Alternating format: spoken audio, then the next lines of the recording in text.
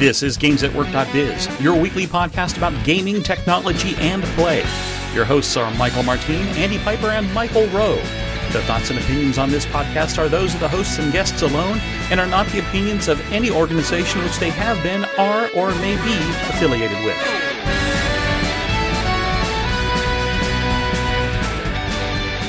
This is episode 557.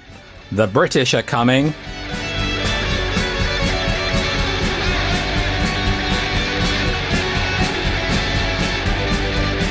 Hello and welcome again to GamesAtWork.biz, which, if you are a regular listener, you will know is your weekly technology podcast, or it should be your weekly technology podcast. Perhaps you don't know. It's a technology podcast. My name's Andy Piper, and ordinarily I have two fellas called Michael as my co-hosts, and they are on the other side of the Atlantic, and we do this clever recording thing with the internet and local audio, and then a magician comes along and puts it all together, and it sounds like a consistent podcast. But this time I have a fellow Brit, Mr. Ian Hughes, with me. Hello, Ian. Hello, Andy. It's good to be back, and yes, we're taking over, us Brits, aren't we? We are. Why not? This is our Why not? podcast, Well, Michael Rowe is this week doing his WWDC education. Michael Martin, I think, is meditating on the top of a mountain. I forget exactly, but he does lots of things around this time of year. And because you're here and because you're retired, as you like to often remind us, you've been playing a lot of games. So I thought we might talk about some games, since, you know, we're a show called Games at Work and we don't talk so much about games. Games, yes, absolutely. Yes, you're right. I have retired. So, just in case nobody knew that. And but I've been playing games since I was 8 at least. So the 1970s, I think that would count as. So but we seem to be getting some really, really good stuff just this year and coming very soon. Yeah. The year. So yeah, lots to talk about. I was reading something the other day that talks about like how everybody's trying to get in before GTA 6 comes out. So there's a period sort of in the early autumn where there's just like loads of AAA games all happening all in the same week.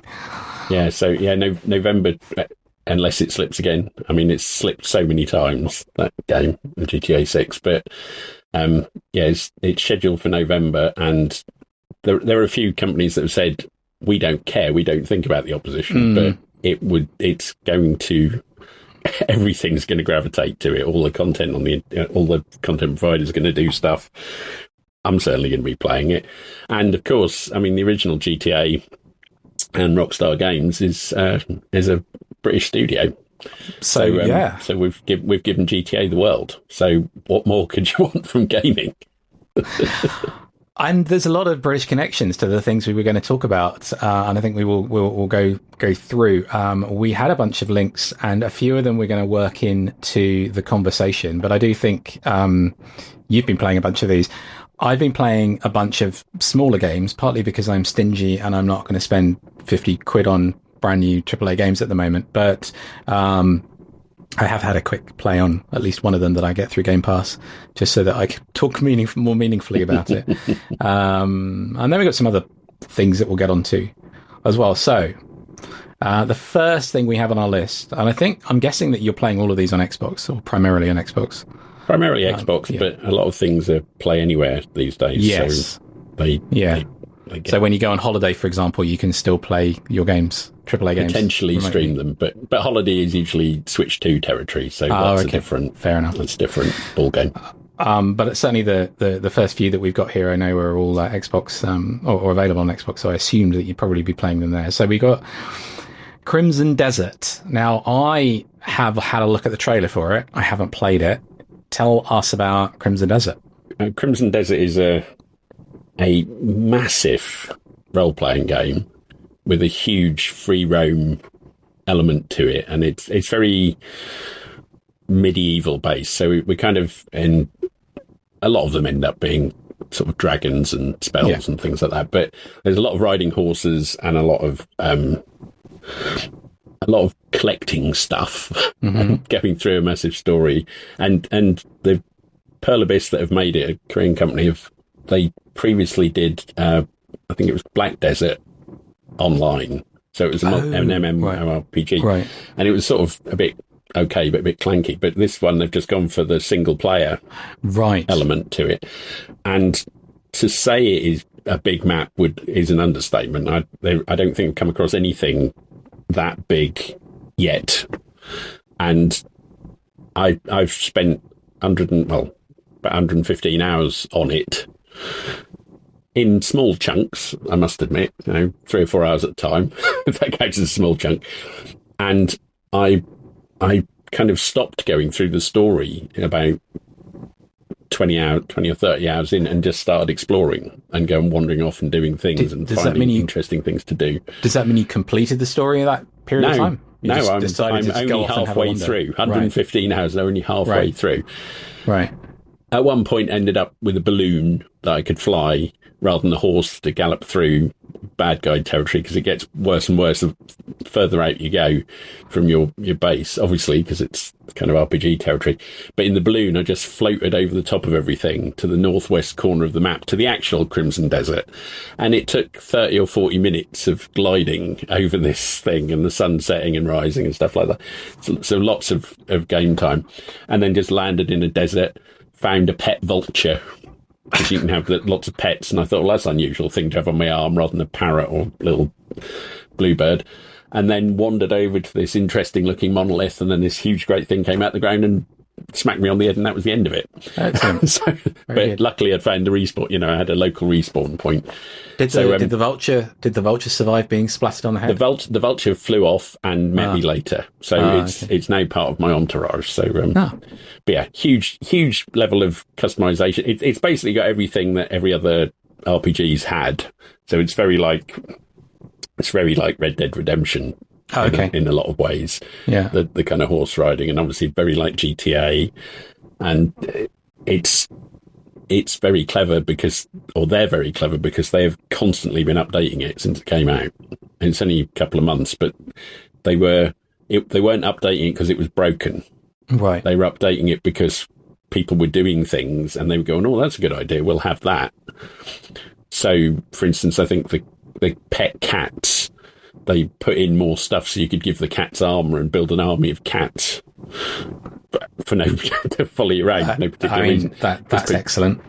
That's clearly excellent. I did notice, I think, in the trailer, or I think I might have been on the Steam page, and it just has the little auto-playing kind of video thing. And I'm pretty sure that one of the frames showed the main character petting a dog, and I thought, right, okay, yeah, because they've got to do that now. Can you pet the dog, or can you pet the cat in the game? Well, there's a whole, in your base, there's a whole kind of farm that you end up having, and you go and drag wild animals or goats in and put them in, but then eventually you start putting proper farm animals in and buying them from your local farm provider, and you end up with little chicks that then turn into chickens, and you end up with little ducks that end up into or ducklings into ducks, and piglets into pigs.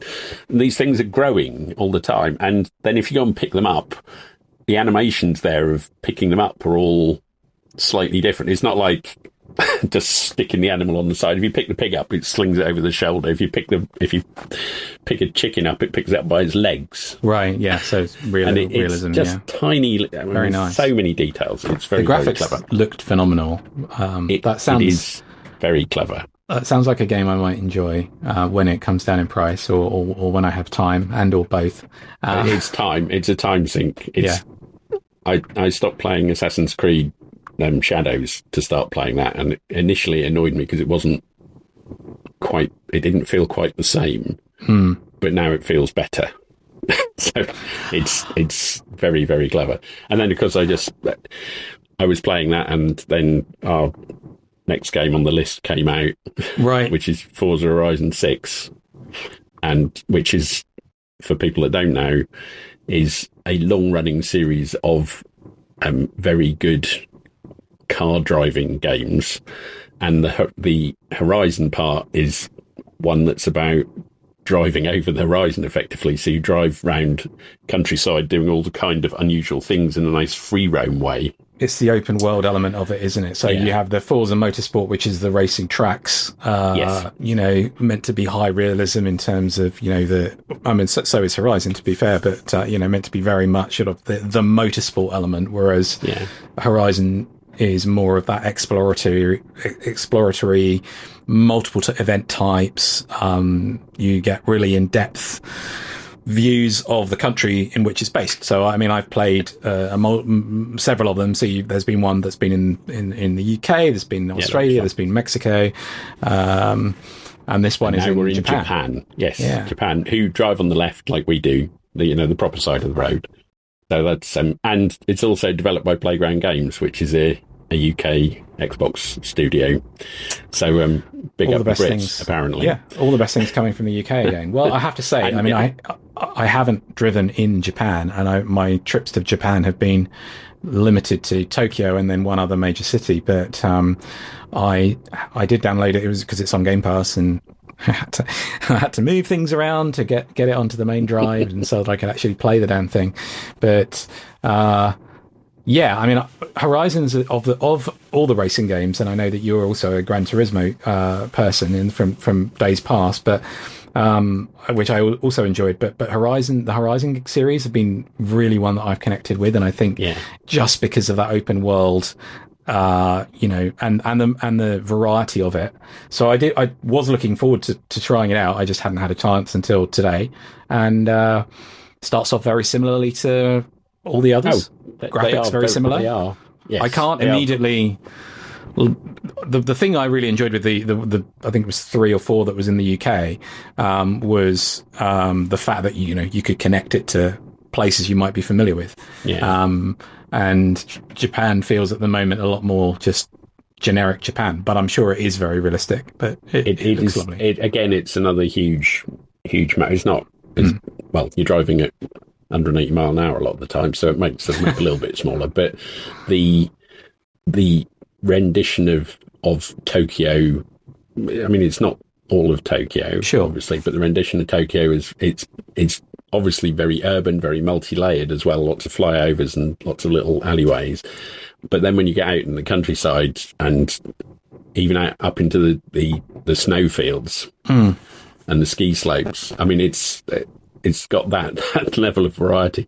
And the thing that I find really drives it is the music. The radio channels are lots of lovely styles of music, and there's classical and there's kind of dance and things, but it's got a very clever DJ track voiceover for each of the hosts of those things that talks about things that each of them will talk about things that are happening in the game. Yeah. And when you achieve something, they talk about it, and it's quite spooky. It's really well done, and it's just nice sometimes just to put some music on and just drive around.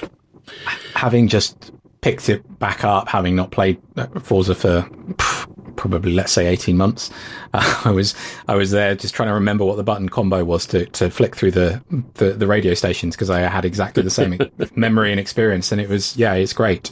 I just played for a couple of hours, so I'm no further through than the intro, but it's gorgeous. I'm really looking forward to getting back involved with that. Now, my problem at the moment is that the Xbox is primarily being used by someone else for games like Sims and, not Paralives, because Paralives isn't available on console. It's only available on PC at the moment. But, my time has been more limited with Xbox. I've been more on the Steam Deck. And I can see Crimson Desert's available there, but Forza is obviously an Xbox game, so I shall have to negotiate my time there. But we had a couple of other semi-related links that Michael and I had been talking about this week that I thought we'd throw in here because of the driving theme. So 2 things. The first one is a kind of tongue-in-cheek-ish kind of thing from T3, which is turn your Apple CarPlay car into Mario Kart with a simple upgrade. And the headline is one of those things that isn't quite true, right? Because clearly you're not going to turn your car into Mario Kart, and you can't play games in CarPlay, so that's not the point of it. This is about the Nintendo Music app that's available on iOS. is it available on Android as well? I guess it might be. I haven't checked. But that's now going to be, you'll be able to play your Nintendo music favorites in the car if you want with CarPlay. It is a bit frustrating sometimes that you have to have the specific app experience for the car, but then it also makes sense that you want to be safe, right? And not have lots of distracting stuff on the mobile computer while you're driving. And the other one was one that that Michael sent in specifically for you, Michael Rowe, because he's been doing his education from WWDC and is obviously focusing a lot on the Vision Pro. And there's a particular video which is talking about, I think, foveated field of vision and things like that or improvements to the way that it's doing ambient occlusion or ambient stuff in the headset. Yeah, and streaming from a PC. It was so it's about is that some of the other thing, right? Open standards, so it'll stream natively from an NVIDIA graphics card and things like that. So, but the foveated rendering piece is incredibly clever, and it's been around for a while. But to be able to render on the screen of the Vision Pro the bits that you're directly looking at, because it can track your eyes, reduces the amount of stuff that has to be sent. You'd have to send every single pixel to the device, so you can pare it right down. And the PlayStation VR 2 has done that from day one, effectively. Right. So in Gran Turismo, you can see it happening. If you're watching on the TV while somebody's got the headset on, you can see what they're looking at, and the things blur. Which is quite interesting, because otherwise you can't see it. By the very nature of it, you can't see the bit that you can't see, and you try and catch it out and look quickly to see if it's blurred, and it's not. I think the video also though shows the blending of a physical dashboard of a plane or of a car, right, and then doing augmented reality and putting or a version of augmented and virtual reality at the same time, putting the virtual world and the digital world outside your cockpit. And that's a really interesting twist on how to do these things. But that's also something that's been around for a little while with companies like Vario. Apple playing catch up. Vario were doing this 3-4 years ago, and their high-end headsets were able to do things for they were doing things for Volvo. I believe that was one of the things, and some military things, which had flight simulators and had being able to drive a car and change the dashboard layout effectively. So you could change, they could test out what it felt like while you were actually driving the actual car, but had a VR headset on.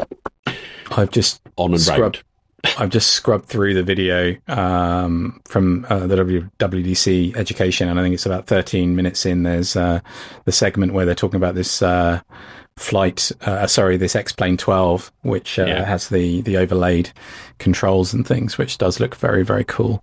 But it sounds again like they're slightly playing catch up, but it looks really, really cool. It's lots of open standard stuff going on, so that's interesting, because it's bringing the Apple device into a wider ecosystem as a proper high-end headset. Right.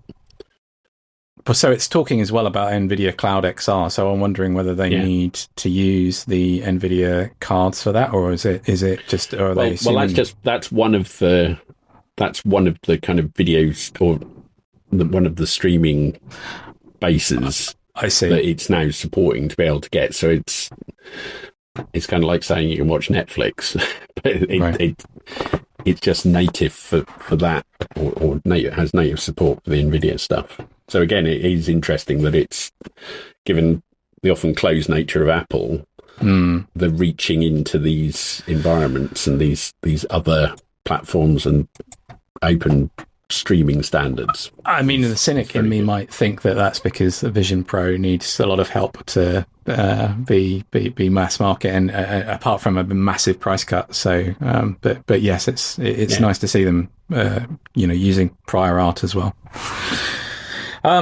look, the first thing when I invited you on the show for this week that you mentioned, and I've seen you talk about elsewhere as well online, was the next game in our list here.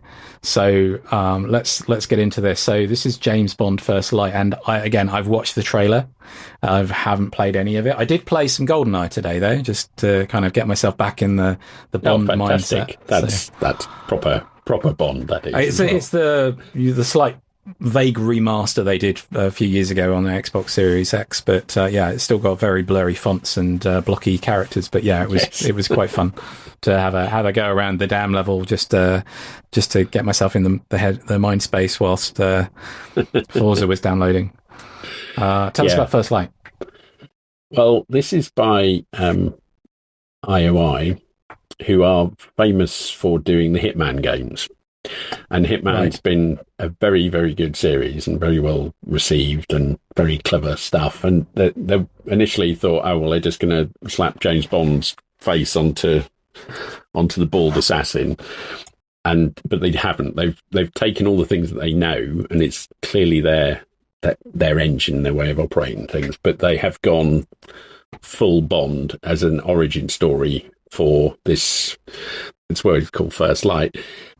How he turns into Bond, and through the whole story, which is, I've played through the whole story. It's about 18 hours worth of play, and you don't have to have it on super difficult. You can just kind of play it if you want to get to the story, and it's absolutely full of typical Bond moments, and a mix of stealth, and then it all goes wrong, and then you have to start blowing things up, or you end up in a fist fight with somebody and they're going to take you out, and you notice there's a pool ball on the table and you can pick it up and throw it at them in desperation. That kind of, and smashing all the environment as you go around. There's a bit of driving, there's a bit of boat action. They're not the strongest. I don't think they're the strongest parts of the games. The kind of the combat and the shooting and stealth is, and the story is just Bond. And the fact that it's 20 hours long, people are moaning that it's only 20 hours. I mentioned 115 on Crimson Desert and stuff, but it's only 20 hours. But that's like a sixth of all the Bond movies ever made, in time-wise, I think. Yeah. And it had that, just like GoldenEye did, it had that this is Bond thing, which a lot of the other games haven't over the years. There's sort of been shoehorned in with various budgets and stuff. So there's the story to play, and then afterwards there's a bunch of taxim things that are small little levels and challenges that you replay in those environments, but like where you don't have a gun, or you have to customize things up or do things a different way. And that's what's been popular with Hitman, to have these special missions on top of the thing, so they can keep churning those through as constant updates. And the only, Bond is a Brit. Yes. So, we can't claim all of IOI, but it's another good reference, isn't it? But because Amazon now own Bond through MGM, and this has been incredibly successful, this game was kind of started when Amazon didn't have the license. Right. So they kind of let it roll, I think. And by all accounts, the things that I've read said Amazon Games have said, we're going to take it from here for the follow-ups, which is an awful idea, because this has been really good and the people that built it are really good. And kind of like Forza is now on Horizon 6 because Playground Games knew what they were doing, so they carried on doing it. Yeah. They need to just not mess this up, because otherwise we'll not have another good Bond game for another 20 years. Yes. Yeah, it's a shame when those kind of IP handovers happen, because you never really know what you're going to get. And Amazon's games haven't had a massively strong track record. I think that's fair to say, yes. So, and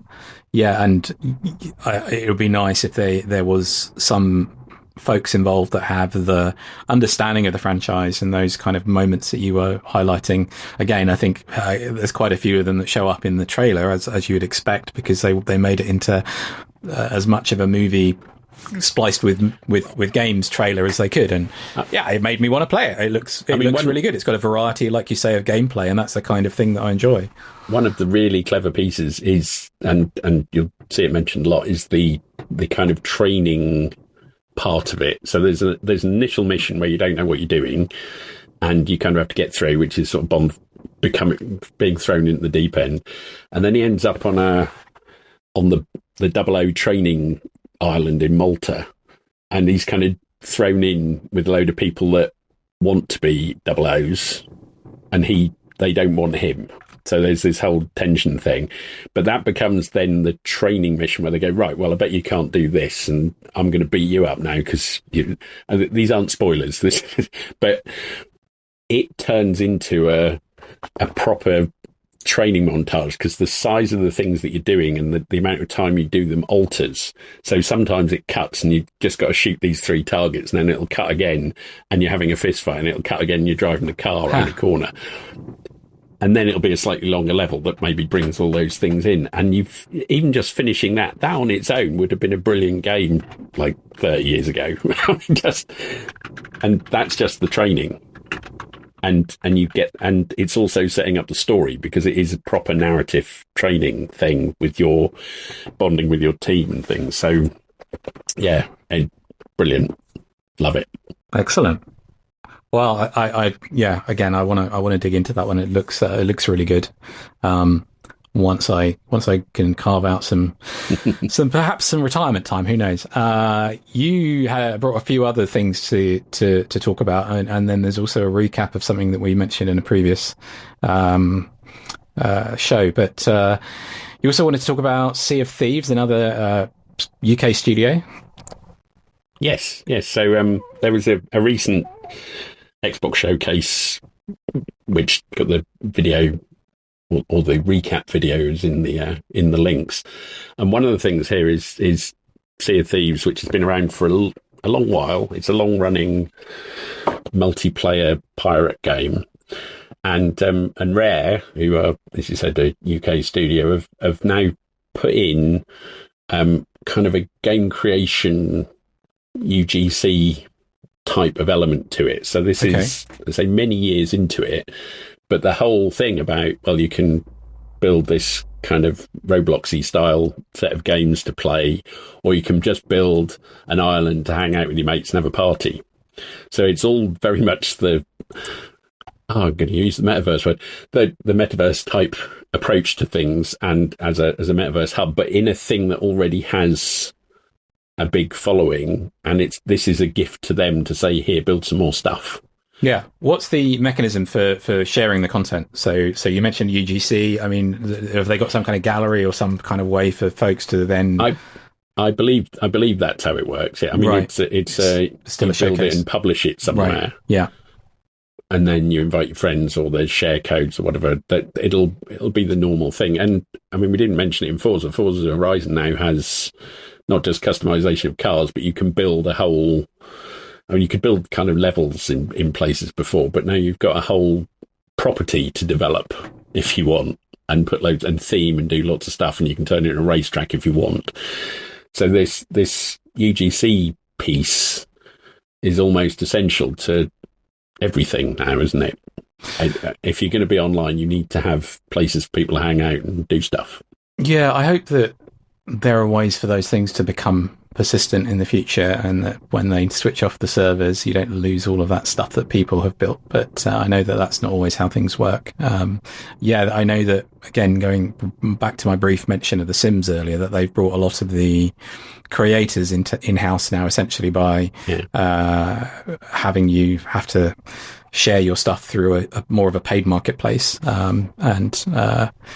Previously they've had the free gallery, which is available, I think, on the consoles as well these days, but they also want those creators to post a lot of the stuff and spend, their in-world money on that. It's nice if it's free, especially. And Sea of Thieves is a game that I played a little bit, but I didn't really deeply dive into. But I know that there are a lot of folks who really have, and it's got a very lovely style to it. So I'll be curious to check that out.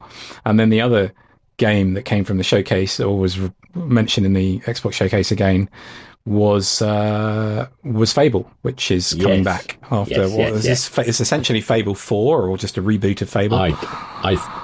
Well, it hasn't got a number on the end of it. It is a reboot. Right. It's different. Yeah. It's a different studio building it. It's not a Peter Molyneux, Bullfrog, whatever games, but it's an RPG set in Albion. Lots of stuff about talking to non-player characters and building houses and marrying people and chasing dragons and the whole malarkey. But it's another UK developed thing. I mean, Peter Molyneux originated it. He's obviously a Brit, but this is Playground Games, who do Forza Horizon. So they have spent all their time making cars go really fast, and there's obviously no cars in this. It's about people and wandering around, and there's no cars that we know of. No cars that we know of. There'll be a kart, possibly, I should imagine. And in this showcase, they had another surprise in that they've kind of motion captured Hayley Atwell, another famous actress, another Brit, who is the ultimate bad guy in the Albion world. Previous things have shown comedian and writer Richard Awadhi, who's the giant. I certainly heard the voice, yeah. And obviously he voices things in Star Wars or Mandalorian. It's going to be in the next series of Taskmaster as well. And in the next series of Taskmaster, which is crazy. But I'm only mentioning that because the current series just ended last night, and they announced the next set of contestants, and he was on there, and it surprised us just as much as it obviously surprised you. It's very, very good. But yes, and one of the things with Fable is they've moved its release. That's one of the biggies, to move its release to early next year to avoid Grand Theft Auto, but also on the back of Crimson Desert's RPG success, it's sort of in that genre, right? Well, definitely in that genre. Maybe stronger story, maybe more Brit humour and stuff like that. But they'll pick up a lot of people that said, "Oh, I've had enough of Crimson Desert. Now, what do I play?" Yes. And the people that don't want to play Grand Theft Auto and don't want to drive cars around and shoot people will drive a cart round and zap people with spells. So that's going to be an interesting year as well next year with Fable. So I'm looking forward to that. There's so much fun-looking stuff coming out. I have to say, again, I've been finding joy in both in retro and small games. So one thing that I didn't share with you, but I saw online this week, is that somebody's done a demake of Wolfenstein 3D to run on the Atari 2600.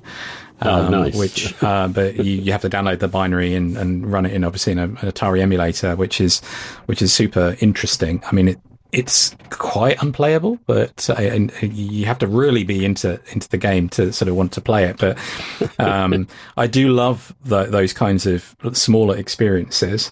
Another one that I saw this week, which I loved, not because of the size of the game, because it is quite a big game, but because it pays homage to those of us who are from the retro period, current retro period, because in 30 years' time, what we're looking at now will be deemed retro.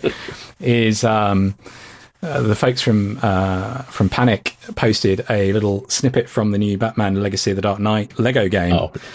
And they posted a video on Blue Sky, and what they show is that there's a particular segment where Batman goes up to the Batman computer and there's a load of code shown on the screen, and if you then take that code and you type it into a Commodore 64, if you happen to have one lying around, and some people now do, because Commodore 64 Ultimate is around, and obviously there's a huge amount of interest in retro computing as well, then you type that in Commodore Basic, and it will generate a little bouncing Batman logo, which is super, super cool. I loved it. That was very cool. That made me laugh a lot.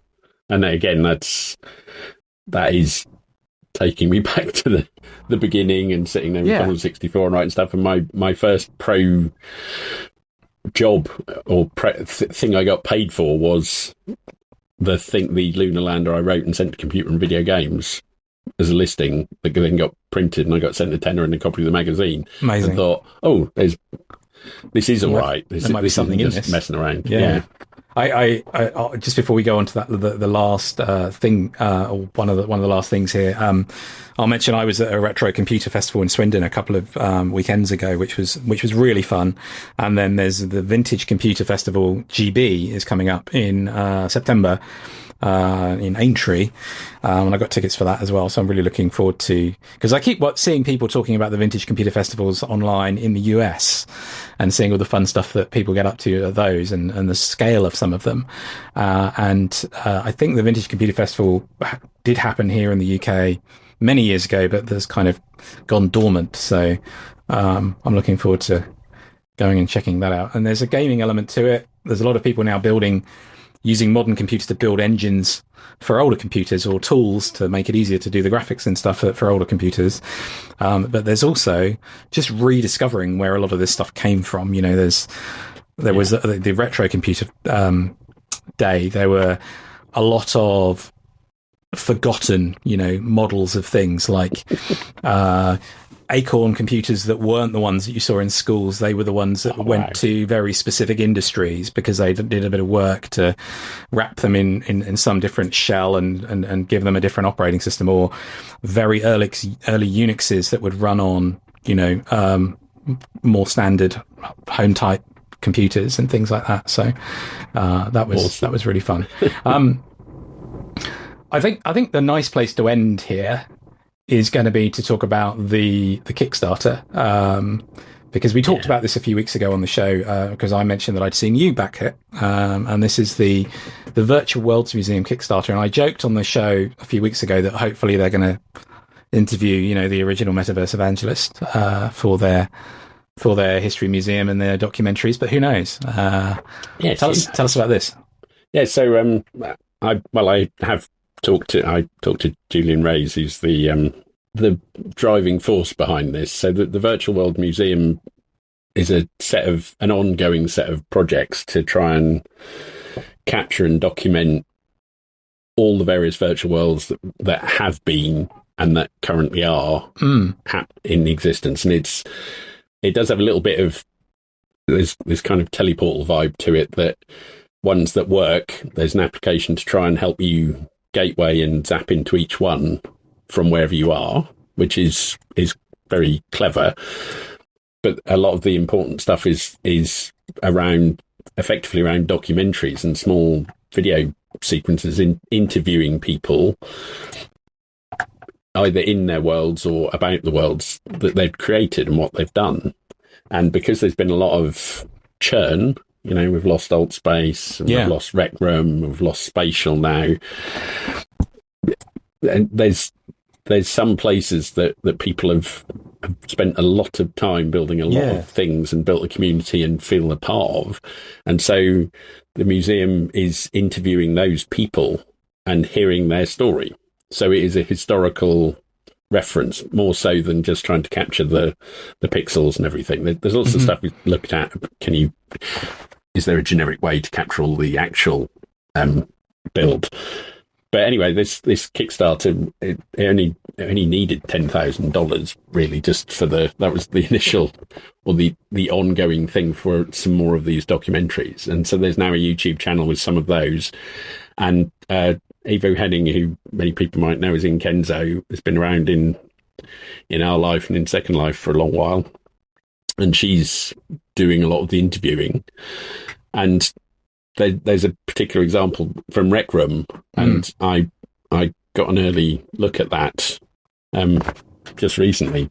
And the creator there, the way he's got a huge following for all his stuff, and he felt really, really happy to have built this stuff. And then he said, I just might not build anymore because it's not Rec Room. And he had that attachment to Rec Room.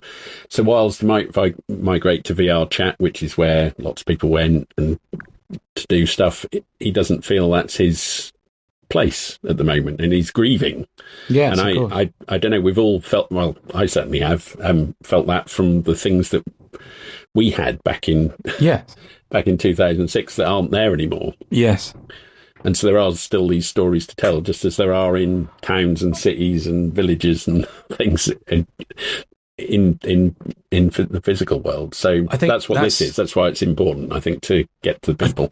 I think it is important. I think I mentioned briefly about the content earlier around, well, what happens if people build these things in Sea of Thieves or whatever, and then the servers get shut down.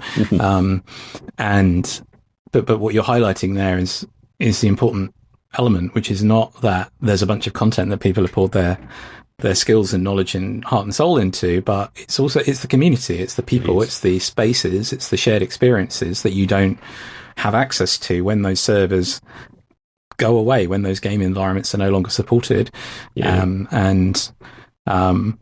Much as I would be annoyed if and when those kinds of things go away with a space in which I've created a lot of content, I think it's always the people and the community and the feelings that hurt. So, thank you for highlighting it to me through your Kickstarter activity, and I shall go and check out that YouTube channel. Ian, I'm going to wrap up at this point because I think we've covered a lot.